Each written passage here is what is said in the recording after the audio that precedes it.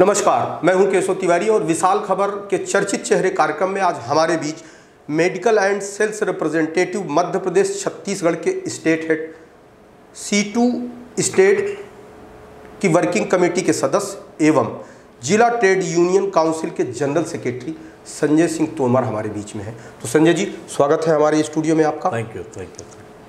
संजय जी, आप medical representative, बरसों से मेडिकल रिप्रेजेंटेटिव हैं।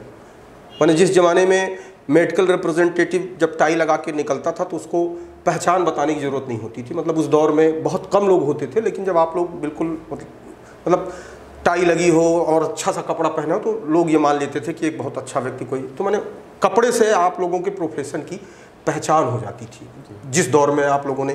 तो कब आपने ये सर्विस शुरू की, कब आपने इस सेवा को शुरू किया? मैंने मेडिकल रिप्रेजेंटेटिव जो ज्वाइन किया पोस्ट में, मैं 16 नवंबर 1988 भोपाल में मेरा पहला अपॉइंटमेंट हुआ था जी। और वहाँ के बाद फिर सतना में मैं 1993 पे आया। अच्छा, तो ये फिर आपको एक मेडिकल रिप्रेजेंटेटिव एक इस तरीके का प्रोफेशन था कि हम डॉक्टरों से मिले और अपनी बात की, और लेकिन ये मेडिकल रिप्रेजेंटेटिव का पूरा सिस्टम आपका यूनियन में कब तब्दील हो गया? माने ये यूनियन बनाने की ज़रूरत आपने कब महसूस की?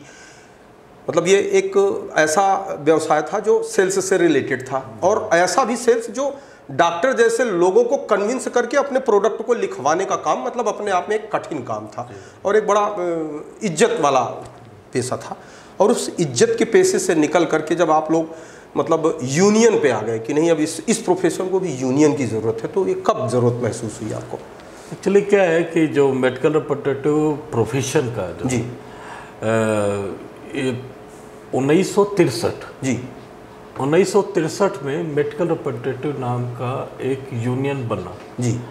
और बनने के पीछे सिर्फ कारण यही था कि कंपनियां यही जो वाइट कॉलर जॉब के चलते बहुत से लोग बोल नहीं पाते थे, कंपनियों का शोषण का खिलाफ में लड़ नहीं पाते थे। तो उस वक्त चूंकि कानून कोई था नहीं, हमारे कंपनियों की नादिरशाही चलती थी कि तुम्हें ये करना है, माने करना है। माने वो अंग्रेजी में एक कहावत थी कि boss is always right, if boss is wrong see rule number first. बस उस स्टाइल में। हाँ, और जबकि मेडिकल रिप्रेजेंटेटिव जो कम्युनिटी है इसको करीब 100 साल के आसपास है जी, बट यूनियन बना हमारा अभी 60 साल हुए। हाँ, यानी 40 साल तक हम लोगों ने उस शोषण का शिकार हुए, सहा उसको हमने। और जब ये शोषण की सीमा बाहर हो गई तब फिर लोगों ने कहा कि नहीं अब हमको यूनियन बनाना चाहिए। और फिर 1963 में हमारा एक यूनियन बना जो ऑल इंडिया बेसिस में हुआ, कलकत्ता से बना, और आज की डेट में पूरे देश भर में हमारी सतना जैसी करीब 348 इकाइयाँ हैं। लेकिन ये कहा जाता है संजय जी कि मध्य प्रदेश के अंदर होगा पूरे देश में, लेकिन जो मध्य प्रदेश के अंदर एक स्ट्रांग यूनियन, मतलब मध्य प्रदेश के यूनियन में अन्य जगह की क्या स्थिति होगी, लेकिन हम लोग जैसे कभी बाहर गए, कभी कोई बात आई मेडिकल रिप्रेजेंटेटिव की, तो लोग ये कह देते हैं कि सतना की जो यूनियन है वो बड़ी फाड़ू यूनियन है, माने वो जो चाहती है वो करती है। तो वो चीज़ कैसे माने ये पहचान कैसे बनी मध्य प्रदेश के अंदर? उसके लिए एक कहावत है कि जो बनिया होता है जी, व्यापारी सब कुछ सह लेता मगर अपना नुकसान नहीं सहता है जी। इस लफ्ज को मैंने पकड़ा था सतना में जी। हम लोग चाहते तो सतना बहुत कुछ कर सकते थे, मगर हम लोगों ने अपने जो मेंबरान हैं उनको ये बोला कि हमको किसी भी प्रबंधन से झगड़ा नहीं करना है, लड़ाई झगड़े नहीं करना। हाँ, हम जो कंपनियों का बिजनेस है उस बिजनेस को हम कैसे कम कर दें कि वो कंपनी का यहाँ पर बिजनेस कम हो जाए या बंद हो जाए। हाँ, तो फिर वो अपने आप समझौता करेंगे। तो फिर वो मालिकान लोग फिर दौड़ने लग जाते थे। नहीं, अब वही एक कारण रहा, प्रमुख कारण तो ये रहा। और दूसरा कारण हम लोगों ने अपने मेंबरों को यह समझाया कि देखिए हमारा जो जॉब है, हमारा जो प्रोफेशन है जी, उसके नौकरी के साथ हम जस्टिफाई करें। ऐसा नहीं हो कि हम यूनियन के कंधे में रख के चढ़ जाएं और यूनियन का भी काम नहीं करो, कंपनी का भी काम नहीं। हमारे हम कंपनी से 50,000 रुपया लें और काम कुछ न करें, तो वो फिर वो तो दोनों चीजें हमने पकड़ी। मैंने एक सामंजस्य आपने बनाया कि मतलब एम्प्लॉयर को कैसे पकड़ा जाए और अपने मेंबर को बताया जाए कि आप लोग अपने काम के साथ न्याय करिए। वही कारण है।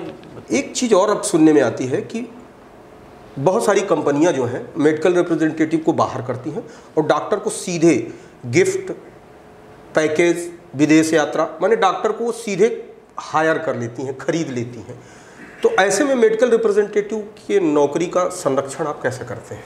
बहुत उचित सवाल है। और आज के समय में अगर हम आज आपके साथ बैठकर चर्चा कर रहे हैं तो आज के समय में सबसे ज्वलंत सवाल यही है कि आज जिस तरह से दवा उद्योग में जी दवा कंपनियों के द्वारा साजिशन ऐसे काम किए जा रहे हैं जिसका भुगतान सबसे पहले अगर कोई भुगत रहा है तो वो मेडिकल रिप्रेजेंटेटिव भुगत रहा है।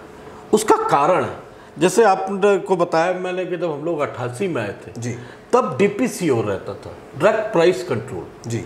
अभी क्या हो गया, डीपीसीओ जो था डायरेक्ट प्राइस कंट्रोल जगह में national list of essential medicine NLEM बना दिया गया जी।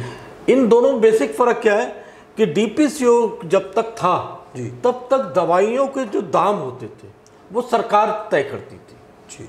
अभी क्या हुआ है, NLEM आने के बाद जी सरकार ने अपना पल्ला झाड़ लिया कि दवाइयों की जो भी दाम होंगे अब वो दवा कंपनियों के मालिकान लोग तय करेंगे, वो कुछ भी कर ले। हाँ, तो हुआ ये कि पहले जो मुनाफा होता था दवा कंपनियों का वो सुनिश्चित होता था, हाँ परसेंटेज उसका सुनिश्चित कि आप 70, 80, 90% की ज़्यादा प्रॉफिट नहीं लेंगे।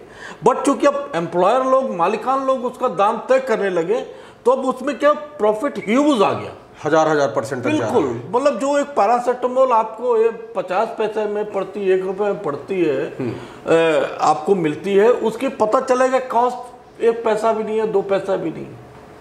राइटिडिन है, कोई भी टैबलेट आप ले लें गैस की तो उसका पता चला 5 पैसे का कॉस्ट है, टोटल कॉस्ट है, बट वो 150 रुपये 200 रुपये बिक रही। तो उसमें क्या हुआ, जो ह्यूज प्रॉफिट आया जी, वो ह्यूज प्रॉफिट कंपनियों ने क्या किया कि वो डॉक्टरों पे अनएथिकल प्रेशर डालना चालू कर दिया।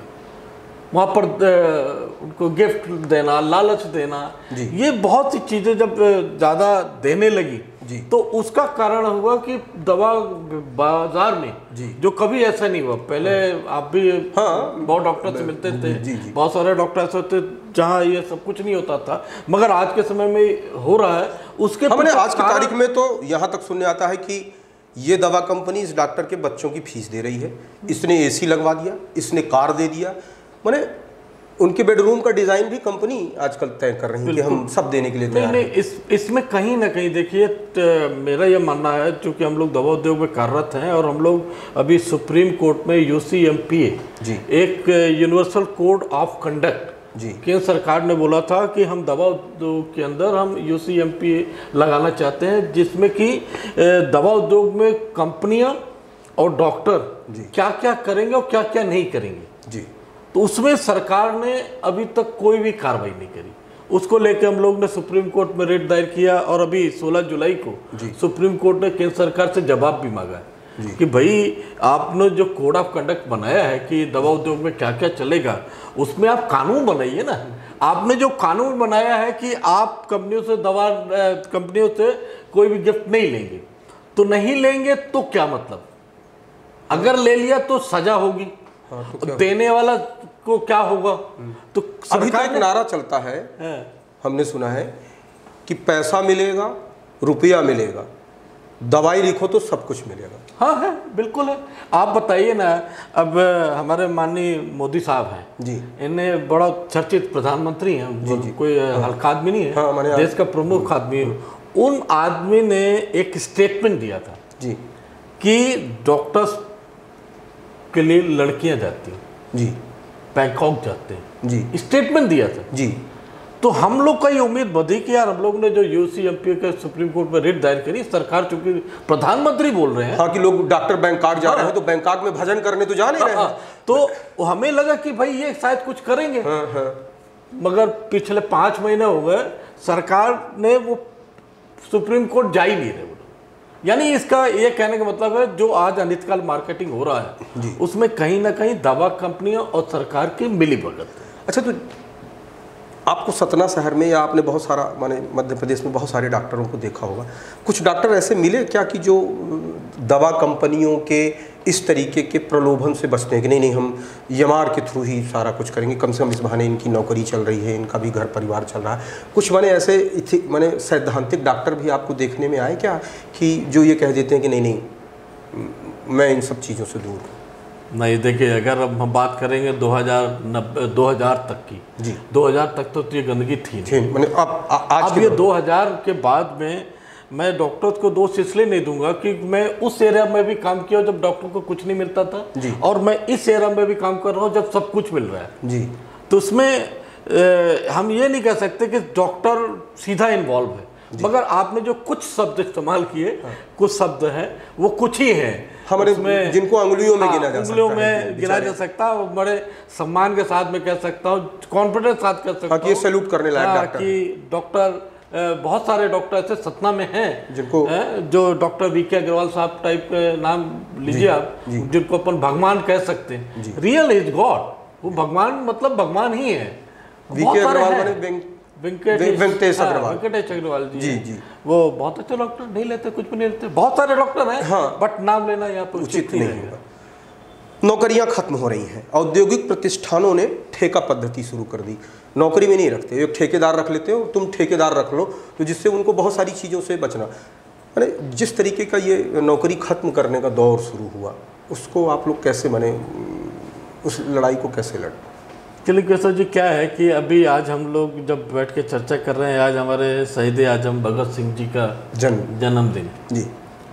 बड़ा दुख के साथ कहना पड़ रहा है कि 125 साल पहले अंग्रेज़ों से लड़ते वक्त में भगत सिंह जी ने एक श्रम कानून जो आईडी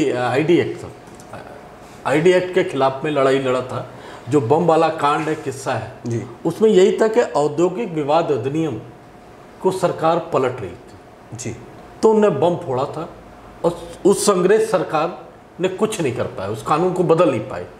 मगर आज 70-75 साल की आज़ादी के बाद में हमारी ये अपनी सरकार, लोकप्रिय सरकार, मोदी साहब की सरकार है, कुछ नहीं, उनने पूरे सारे कानून खत्म कर 44 सारे कानून खत्म। लेकिन एक चीज़ आप और भी देख रहे होंगे कि पहले औद्योगिक क्रांति होती थी, मजदूर सड़क पे उतरते थे, संघर्ष करते थे, और जहाँ माने इस तरीके के नारे सुनने में आते थे कि हर जोर जुल्म के टक्कर में संघर्ष हमारा नारा है, वो नारे समय के साथ साथ गायब हो गए। मजदूरों में वो संघर्ष करने का मादा नहीं बचा। नहीं, ऐसा तो नहीं है, क्योंकि मैं तो 30 साल से लड़ाई लड़ रहा हूँ जी। हाँ, ये जरूर कह सकते हैं कि अभी जिस हिसाब से 1991 से जो ये नई आर्थिक नीति आई हैं जी, उदारीकरण, निजीकरण, भूमंडलीकरण का जो दौर आया है, वो आया तो जरूर है, उसका प्रभाव भी जनता पे पड़ा है। मगर मजदूर वर्ग आज आप ऐसा नहीं कह सकते कि बैठ गया है। हमले तो बहुत तेज है, निस्संदेह बहुत तेज है, मगर आज उन्हीं हमलों के खिलाफ में हम लड़ रहे हैं, क्योंकि ये जो नीतियाँ आई हैं 1991 में आई। दुनिया के पैमाने पर अगर आप जाएंगे, अनुभव करेंगे, तो उन देशों के अंदर में 100 साल लग गए, 50 साल लग गए, उसका विरोध नहीं हुआ। मगर हम 1991 से विरोध करते करते 2022 तक सरकार को ले आए हैं, और आज भी इतने साल बाद भी सरकार की इतनी हिम्मत नहीं हो पा रही है कि उन कानूनों को लागू कर दे। तो थोड़ा मजदूर आंदोलन थोड़ा कमज़ोर, रुका तो है, बट लड़ रहा है और जीतेंगे हम, निश्चित जीतेंगे। आप कई वर्षों से मेडिकल रिप्रेजेंटेटिव रहे हैं, डॉक्टरों को लोग भगवान का दर्जा देते रहे, क्या आज भी डॉक्टरों को भगवान का दर्जा दिया जा सकता है? देखिए, इसमें टेक्निकली देखा जाए तो भगवान तो है, आप यहाँ अब माने ना माने, क्योंकि हम लोग सतना में है तो सतना के अनुभव बात करते हैं, मगर कहीं ना कहीं सरकार का इसमें रोल है। क्या है, पहले डॉक्टर्स के ऊपर कंज्यूमर एक्ट नहीं लगता था जी, पूरे खुले मन से काम करता था। अब क्या है, तो 1995 के बाद से डॉक्टरों के ऊपर कंज्यूमर फोरम एक्ट लग रहा है, यानी आप डॉक्टर भी टीवी और मोबाइल के उपभोक्ता हो गया, मतलब डॉक्टर और मरीज का रिश्ता नहीं रहा, अब डॉक्टर और ग्राहक का रिश्ता हो गया। तो अगर आप उसको ग्राहक और दुकानदार में शामिल करेंगे तो फिर आप कैसे उम्मीद कर रहे हैं कि वो भगवान, फिर वो भगवान का रोल क्यों कैसे रहेगा भगवान? तो इसलिए रोल चेंज हो गया। अच्छा, अभी एक शब्द आता है प्रोपोगंडा, प्रोपोगंडा कंपनियां जो हैं वो डॉक्टरों को अधिक कमीशन का लालच दे करके दवाइयाँ लिखवाती हैं, तो ऐसा नहीं लगता कि ये प्रोपोगंडा कंपनियों के कारण डॉक्टर जो हैं वो मरीजों का नुकसान कर रहे हैं? नहीं, इसमें दो चीज़ें जी। एक तो देखिए प्रोपेगंडा जो नाम है जी, ये प्रोपेगंडा की जगह अगर इसको हम छोटी कंपनियां बोले, स्मॉल स्केल बोले जी, तो कर कौन रहा है?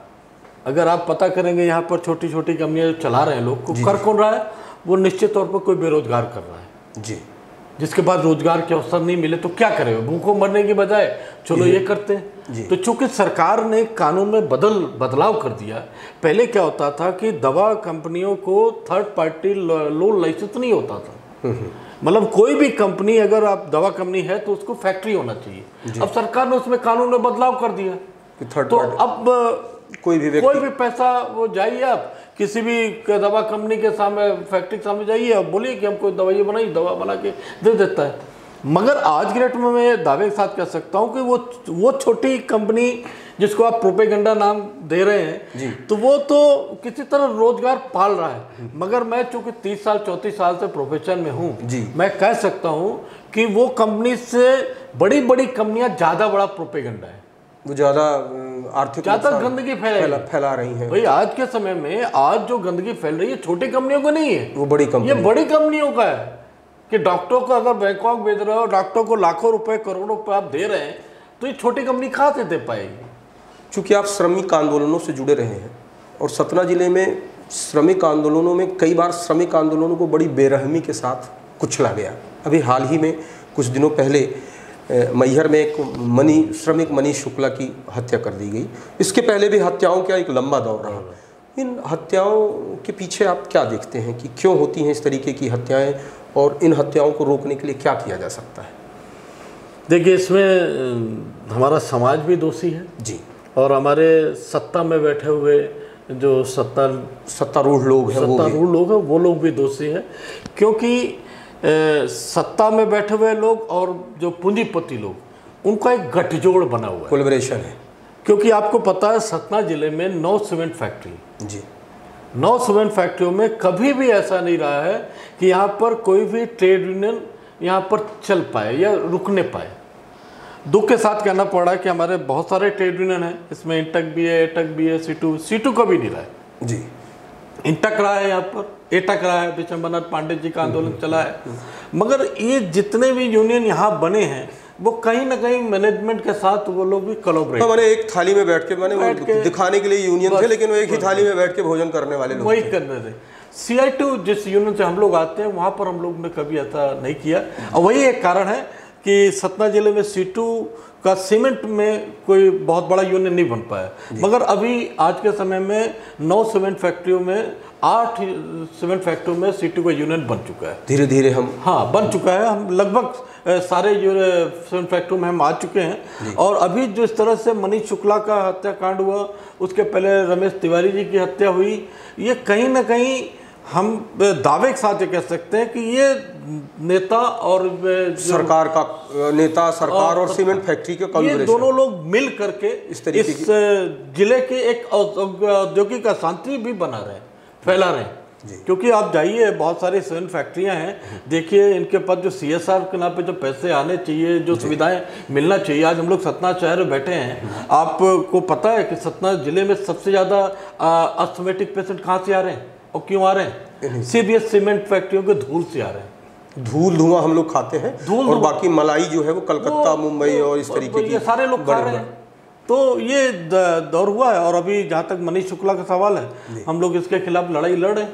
और CI2 हमारा एक ऐसा यूनियन है जो दलाली तो नहीं करेगा कम से कम, और यूनियन उस तरह होना भी नहीं चाहिए। मैंने किसी मजदूर की मौत पे कम से कम नहीं दलाली करना नहीं होना चाहिए। लड़ेंगे हम लोग। चलिए, तो संजय जी आप हमारे स्टूडियो आए और बहुत सार्थक और सारगर्भित बातचीत हुई, बहुत अच्छा लगा। नमस्कार। थैंक यू, बहुत बहुत धन्यवाद।